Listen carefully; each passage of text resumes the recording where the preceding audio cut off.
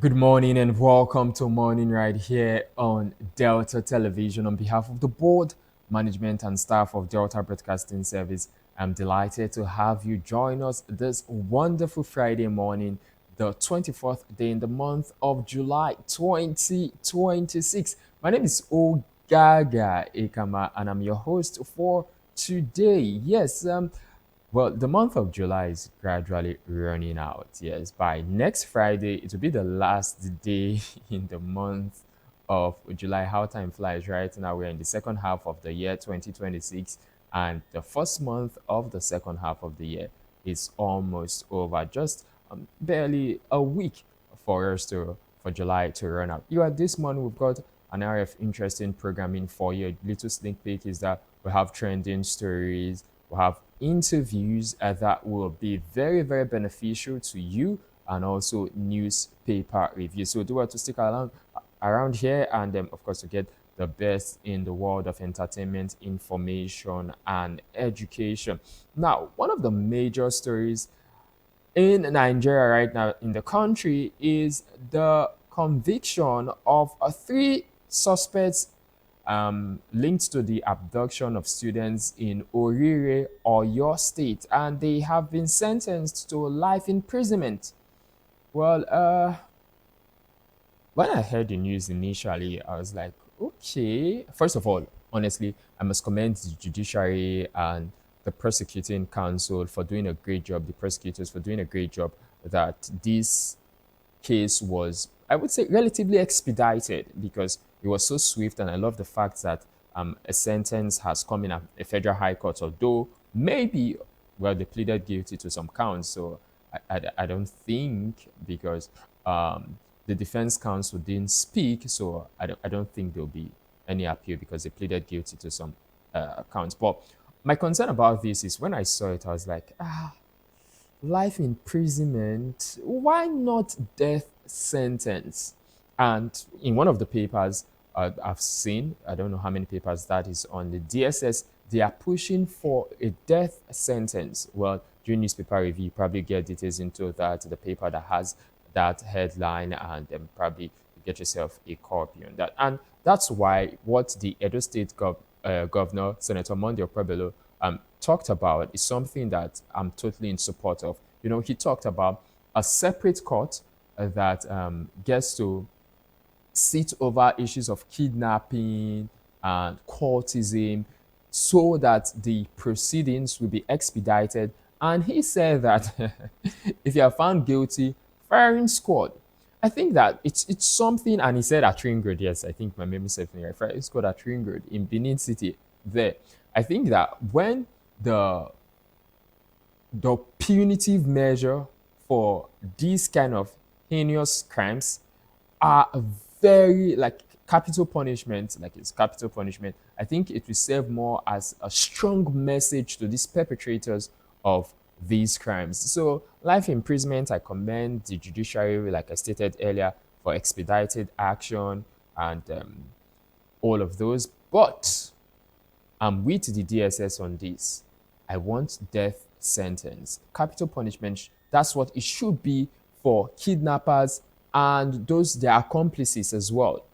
So when this kind, it's not a situation because these kidnappers, they also kill their victims.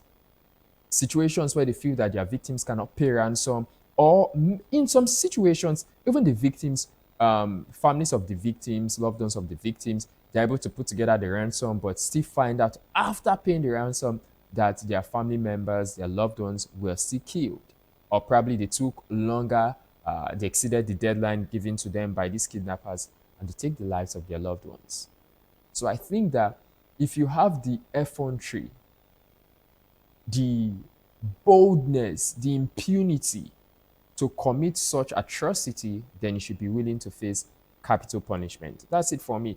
Then another story that's making the round: state police. Now we know earlier during the course of the week, the House of Reps concerning their own bill, they're thinking of adopting that of the Senate when it comes to the state police bill. But yesterday, the House of Representatives passed the constitutional alteration bill seeking to establish state police after 311 lawmakers voted in support of the proposal, meeting the constitutionally required two-thirds majority. However, the passage sparked protests from members of the minority caucus who staged a walkout, alleging that due process was not followed during consideration of the bill. Interesting, right?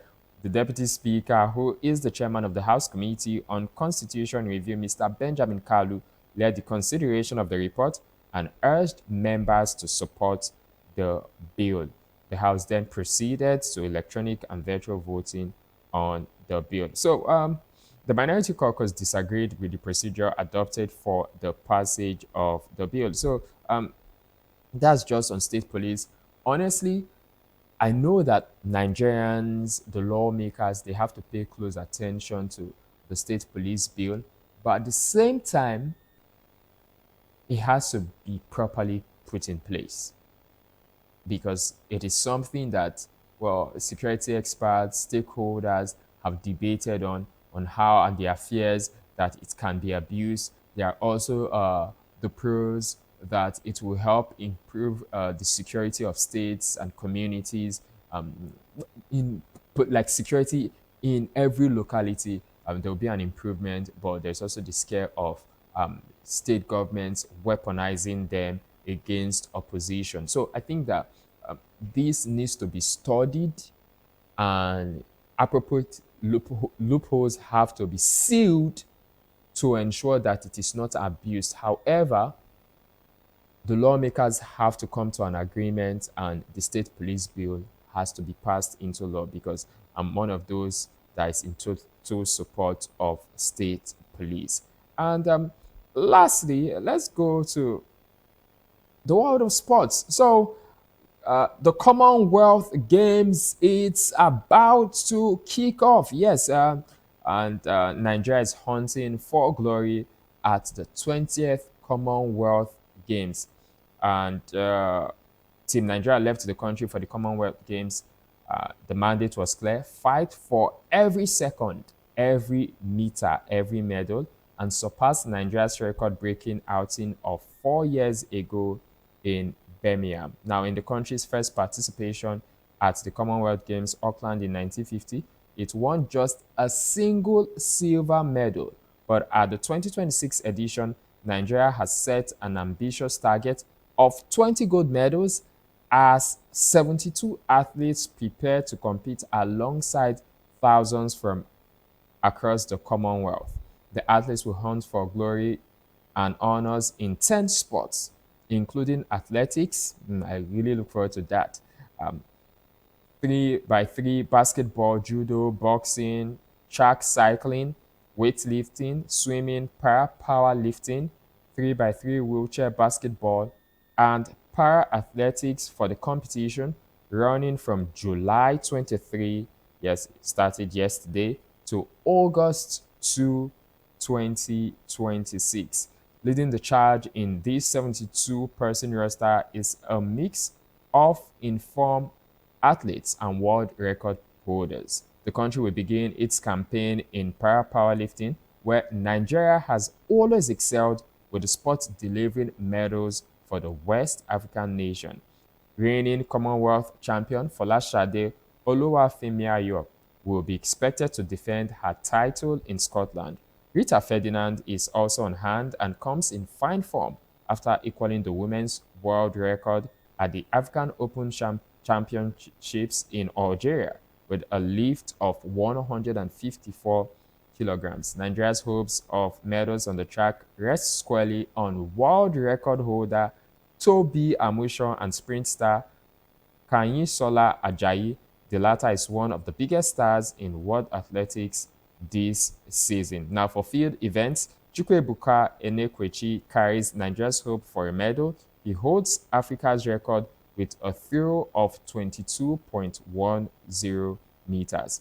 Patricia Mbata, having switched allegiance to Nigeria, will be making her debut in the Commonwealth Games. She defeated national champion Blessing Orakwe at the selection trials.